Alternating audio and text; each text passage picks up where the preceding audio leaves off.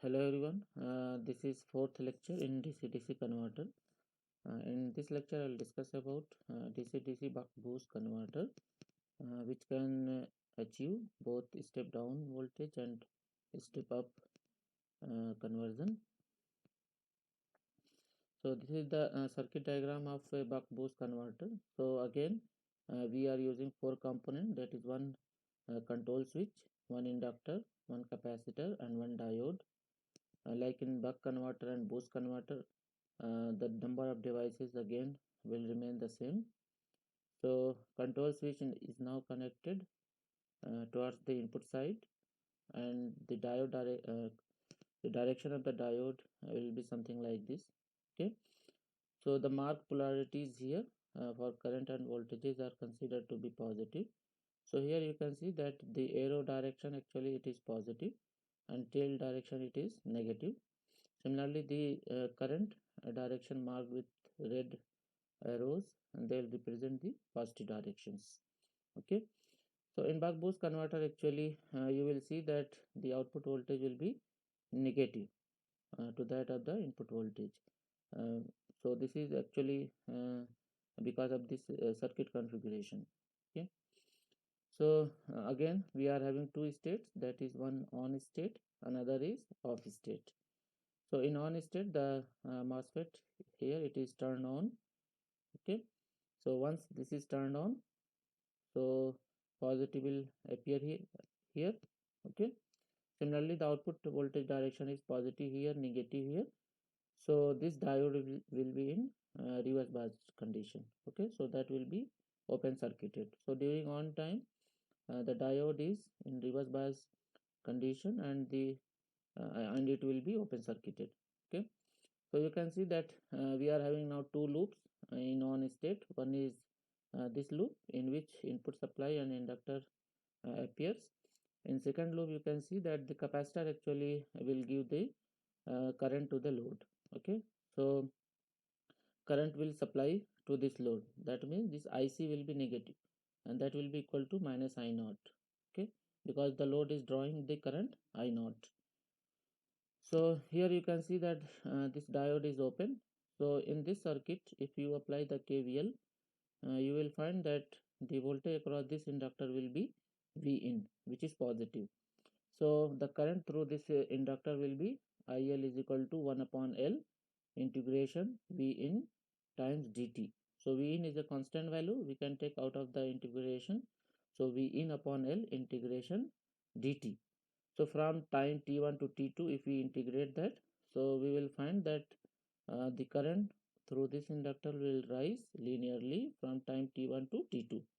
So if we are considering the continuous conduction mode, so current through this inductor will rise from some minimum positive value to some maximum value.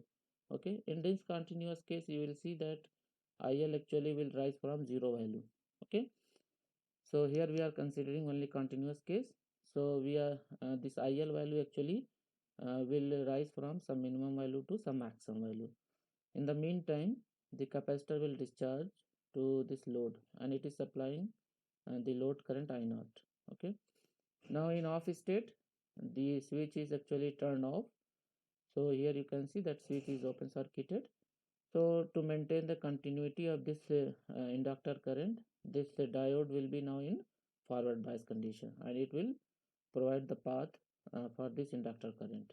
So this inductor current actually will supply to this load, and at the same time it will also charge this capacitor. Okay, so this IL will be equal to IC plus I naught.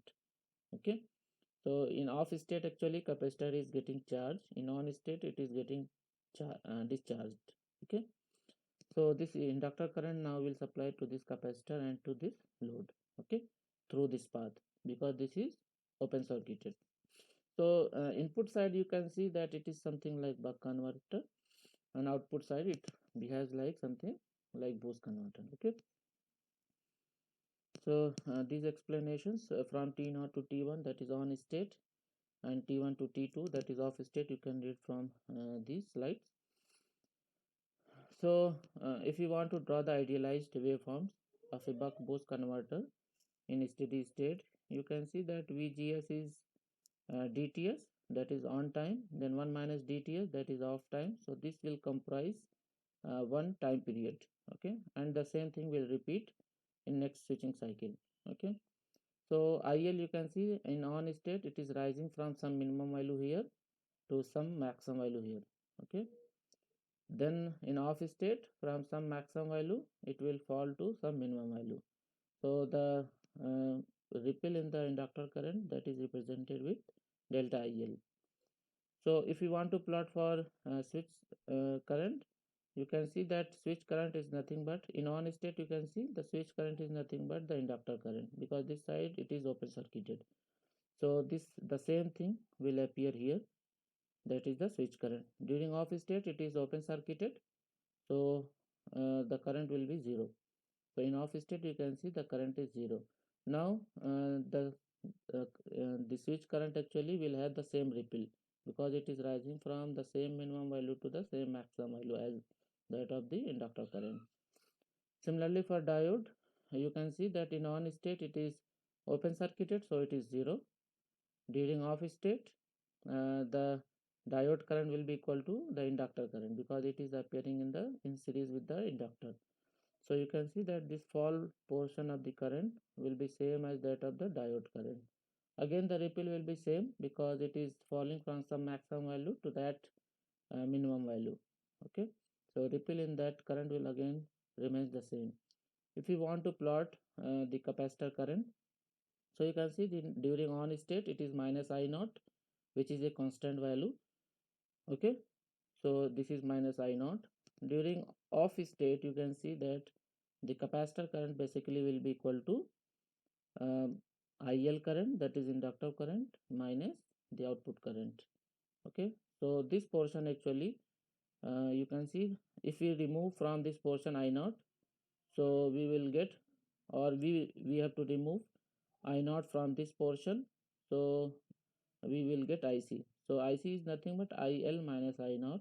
Okay, so this portion, this peak actually will shift by I naught to the downside. Similarly this value will shift towards downside by IL minus I naught. Okay, by I naught we have to shift it. So we are getting the same wave shape or the same slope, but the values will be different from these values. Okay, similarly if we want to plot the voltages across the switches and control switch and diode, so across VT you can see during on state it is, the voltage across the switch will be 0. So during on state it is 0. During off state, if we apply the KVL in this loop, so we can see that the voltage across this will be V in plus VO, because here it is polarity will be this side minus and this side plus. So these two will be added, that will be the voltage across this switch. Okay, so the voltage across that will be V in plus VO. Similarly for diode, if we want to plot the voltage waveform, so VD you can see that during on state it is open circuited. So again if you apply KVL in this loop, so VD will be V in plus VO. Okay, so during on state it is V in plus VO. During off state it is conducting, so the voltage across that will be 0 if we are considering the ideal diode. Okay, now the question is, what will be the voltage waveform across the inductor? So in on state you can see the voltage across this inductor will be V in, that is plus voltage. So if we plot here, so that will be V in. During off state you can see here, if we apply the KVL in this, so VL plus VO will be 0. So VL will be equal to minus VO. So V in during on state, then minus VO during off state. Okay, then again it will repeat V in, then again V minus VO. Okay, if we apply the volt second balance, we will get the output relationship, or if we apply the current second balance in capacitor, we will get the same relationship for the input and outputs. Now we can find what will be the delta IL value. So slope in the inductor current. So in this actually you can see that the slope was V in upon L, because the voltage applied across the inductor was V in. So V in upon L times DTS. the same slope, the same delta IL we will get during off state, that is VO 1 minus dTs upon L. If we solve these two, we are getting V naught upon V in d upon 1 minus d. Okay, so from this expression you can see that if d is less than 0.5, we will achieve the buck converter operation. If d is more than 0.5, we will have boost operation, that is the voltage, output voltage will be more than the input voltage. Okay, again if you want to find what will be the average value of the inductor current, so from here you can see that the average value of inductor current is actually the average value of the switch current plus average value of the diode current. Okay, so if you apply the KCL at this node, so this current will be equal to this current plus this current. So current leaving the node will be equal to the summation of the current entering to the node.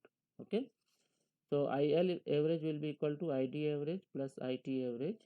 Okay, now ID average again we can find from here, from this node. So ID average will be equal to IC average plus IO average.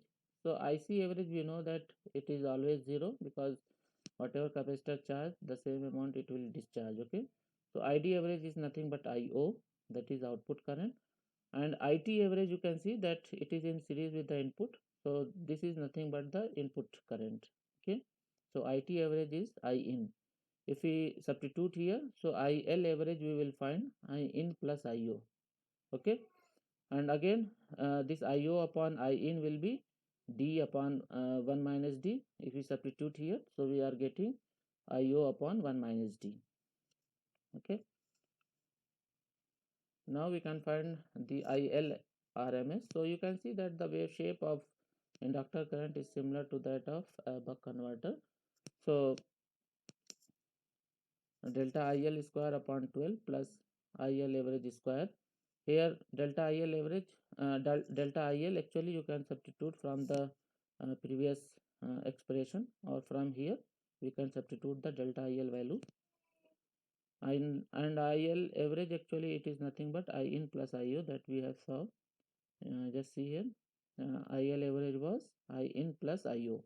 If we substitute here, we will get IL RMS. Okay, similarly IC RMS, during on state it was constant, so dTs time I naught square, and during off state it was IL minus I naught. Okay, so that will be 1 minus dTs times delta IL square upon 12 plus I in square upon whole divided by Ts. Okay, so IC RMS value we are getting this value. Okay, similarly we can find what will be the peak to peak ripple voltage in the output. So similar to that of the buck converter, you can see that during on state the current is I naught. So either we can take this area or we can take this area. So the computation of this area is simple. If we substitute, this is nothing but a rectangle, you can see from here. So base into height, if you apply that will be net accumulation of charge divided by capacitance will give the voltage ripple in the output. Okay, so I naught dTs upon C. So you can again substitute Ts is equal to 1 upon Fs. Okay, so you can see that if the ripple is dependent on the load value, and also it is dependent on the capacitance. More capacitance if you take, lesser will be the ripple. Similarly Ts, if we substitute 1 upon Fs, so more switching frequency will result in smaller ripple voltage. Okay, now rating of these components we can decide from the waveform, like in the previous lectures. You can see that the voltage that appears across the switches, or maximum voltage that appears across the switches, are V in plus VO, and also for diode it is V in plus VO. So the voltage rating will be straightforward, that is the maximum value that appears across the switches, that is V in plus VO, you can see from here. And across L, the voltage during on state it is V in, during off state it is minus VO. So we have to take the positive magnitude. So maximum of V in or VO we have to take, that will decide the rating of the inductor. and for capacitor the voltage is VO because it is connected in parallel to the load. Now average current for BJT, thyristor and IGBT switches, it is I in, you can see from that waveform, and for diode it is I naught. Okay, for inductor we have just seen that it is I in plus IO. Okay, because the switch is connected towards the input side, so it is I in, and the diode is connected towards the output side. The average of capacitance current was 0, so diode average current was I naught, that we just have seen. Okay, the average current through capacitance it is 0. Now for RMS current, that is for the current rating of the MOSFET. So MOSFET is conducting for DTS time during on state. Okay, so D times that will be the IL value. Okay, so D times delta IL square upon 12 plus I in plus I naught square plus 1 minus dTs into 0 divided by Ts. So Ts get cancelled. So we are getting D times delta IL square upon 12 plus I in plus I naught square. Okay. Similarly for diode, it is conducting for 1 minus dTs time. So same thing actually here. Only we have to take 1 minus d times this value. Okay. Plus dTs into 0, because during on state the current through diode is 0, divided by total time period Ts. So we are getting the RMS current through diode, this value. Okay. Similarly for inductor, already we have seen that value, and for capacitor we have calculated. Okay. So based on these values, we can select the component values for designing of the buck-boost converter. Now there is a very simple problem. Just go through this figure. Okay, and you will find the result. Okay, so this actually covers the continuous conduction mode operation. Now in next class I'll discuss about the discontinuous mode of operation of buck converter, boost converter and buck boost converter. Also I'll design one tutorial problem that you can go through to solve these problems. Okay, thank you.